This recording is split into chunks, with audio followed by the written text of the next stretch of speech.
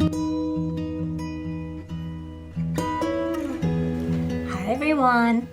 I have been pampering and beautifying feet for more than 30 years in salons and spas. I feel it's very important that you have pretty, healthy feet. I know you might not have time to get to the salon or spa, so I'm going to show you how to do a salon-style pedicure right at home. Enjoy! You'll need some towels, a trash can, something to soak your feet in. It doesn't have to be anything fancy. You can get a dishpan from the dollar store that works really great. Some cotton nail polish remover, some tools. You'll need nail clippers, some cuticle nippers, a metal cuticle pusher or an orange wood stick, cuticle cream, a nail file. To smooth your calluses, you'll need some sort of smoothing device. We love these spongy things. They're kind of hard. We use them at the salon. We can cut them in pieces. There's these paddle style callus smoothers. There's also these, people like to call them cheese grater files. You'll need some Epsom salt, a nice body wash or moisturizing hand soap, body lotion or hand lotion, and these callus smoothing liquids are really great for softening up callus so you can sand them right off. A sugar scrub. We love this Cutica exotic mango sugar scrub. We use it at the salon. It smells divine. Or you can mix up your own sugar scrub at home with a little white granulated sugar and a little bit of oil. Just pour it in a bowl, stir it up. And you'll need base coat, top coat, and a color. I always recommend using pure acetone. It takes your polish off super fast. Taking the polish off first will allow the toenails to absorb more water when they soak. That makes them easier to cut, especially very hard, thick toenails. Excuse me, are you stealing my cotton balls? Add some Epsom salt to your foot bath. Pour in a little body wash or hand soap and add your nice warm water. And put your feet in and give them a good soak, at least 5 minutes. Now when you cut your toenails, it's very important to cut them straight across. I know a lot of people want to cut them into ovals. They think it looks pretty. But when you do that, you increase your chances of an ingrown toenail. So cut them straight across. You can file that rough corner off, that's fine. But you don't want to create an oval shape. Here all the time. Cut them short, short, short, short, short, short. Short, short toenails can be more prone to getting ingrown. So you need to leave a little bit of a free edge on the nail. Don't cut super short. I'm going to apply a little cuticle softener. Solid Gold by Cutica. While that soaks into the cuticles and softens them, I'm going to file the nails. Straight across. But that little rough corner can be smoothed.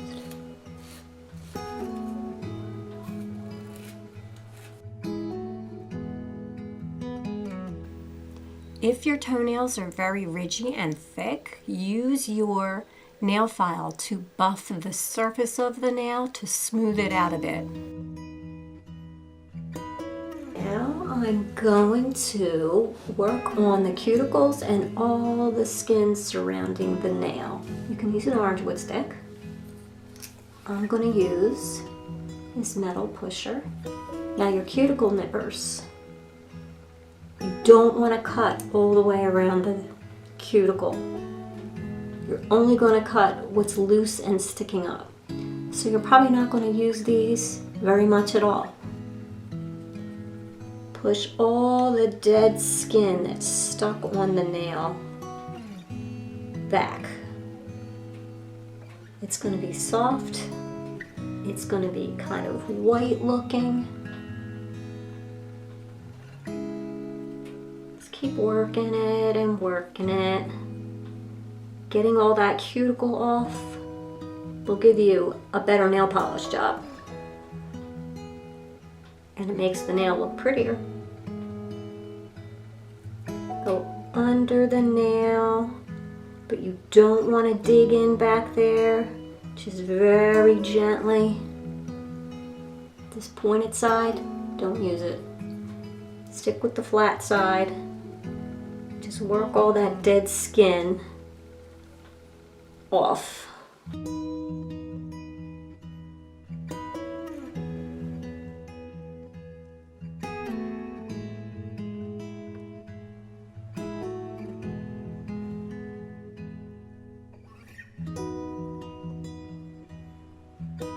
Some nails, especially the little toe that kind of gets squished in the shoe, it can build up a lot of thick skin, thick cuticle.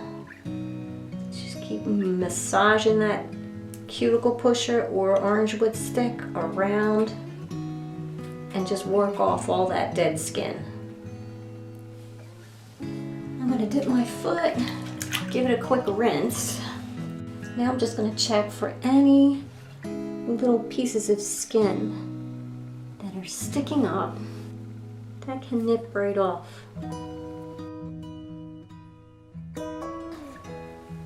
And sometimes they just have a lot of skin stuck on that nail. You can trim it off. Now I'm going to apply these callus removing drops to the calloused areas, to my heels, around the big toe, anywhere there's calloused skin. Just gonna rub that in, and it's gonna sit for 5 minutes. While that's happening, I will start working on the other foot.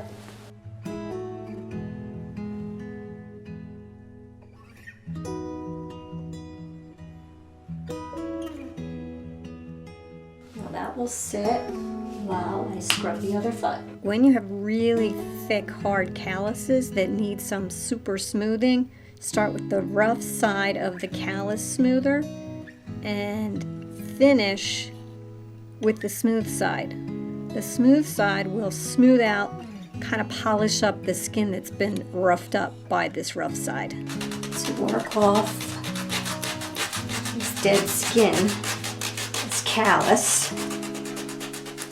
You never want to cut the callus because two things. One, you could cut yourself, and a cut on the foot can be pretty serious. And two, you can cut so much off that the foot becomes sensitive and the callus builds up super fast. So just keep working at it. Here's the paddle you can use, or the metal grating tool. There's also the electronic filers you can use, the M-Joy. I did do a review on that. I'll put a little link up to that video if you want to see how the M-Joy electronic callus remover works.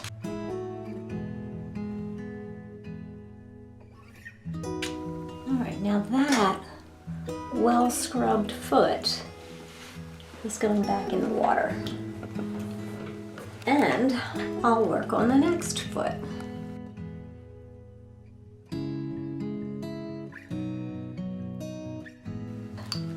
Scrub and really work it all around the foot.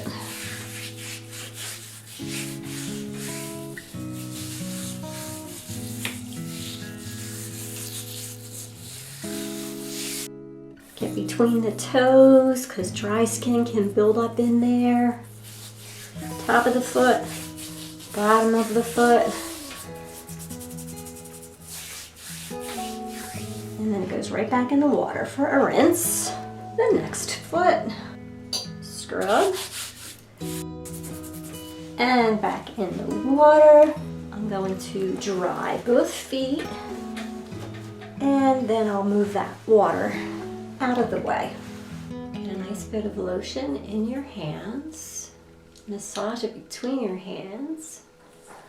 And then we're just going to rub it up all over the foot and the leg too. Massage the toes. Feel the knuckles of the toes. And pull. Get in between the toes with your fingers. Spread them out. Now the top of the foot. Let your thumb go in between those metatarsals. Bottom of the foot. Work on that ball of the foot that takes so much pressure when we walk. Work your way down the foot to the heel. Around the heel. Let your palms circle around. There. That foot's looking pretty.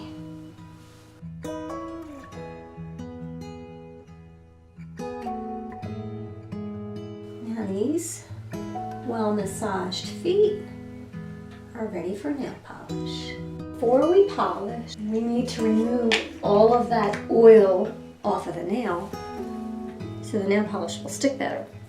So this is acetone on a cotton ball. Just give each nail a really good cleaning. Now it's always easier when you separate the toes. So you can use toe separators or just take a tissue, fold it up, twist it around, and put that right in between your toes. We use them at the salon because it's very sanitary. If you have ridgy toenails, go for a rich filling base coat. If you're not ridgy, then any kind of base coat will do. This is Zoya Naked Base, which I like. A base coat is going to prepare the nail. Sometimes they're a little sticky and they'll help the nail polish stick better. They also help prevent the nails from absorbing pigments out of the nail polish, which can yellow the nails or turn them orangey. One foot, then the other. I'm going to use Zoya Natural, which is from the Zoya Natural collection, number 4. When you apply your nail polish, go for 2 thinner coats. It will dry better, and you can put the next coat on faster when you use thinner coats. It doesn't have to be perfect on your first go around because you're putting another coat on. I'm not using the tissues because I think that you will see better without the tissues.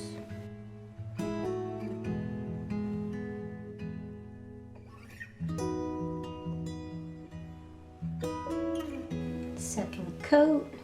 You can also go over the edge of the nail. It looks pretty and it helps keep the polish on longer.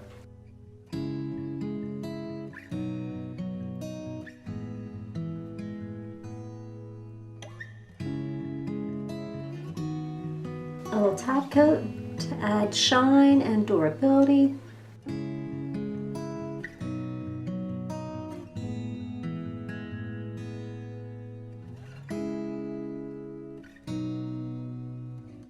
Can add some oil now around the cuticles if you feel like you want them to be more moisturized.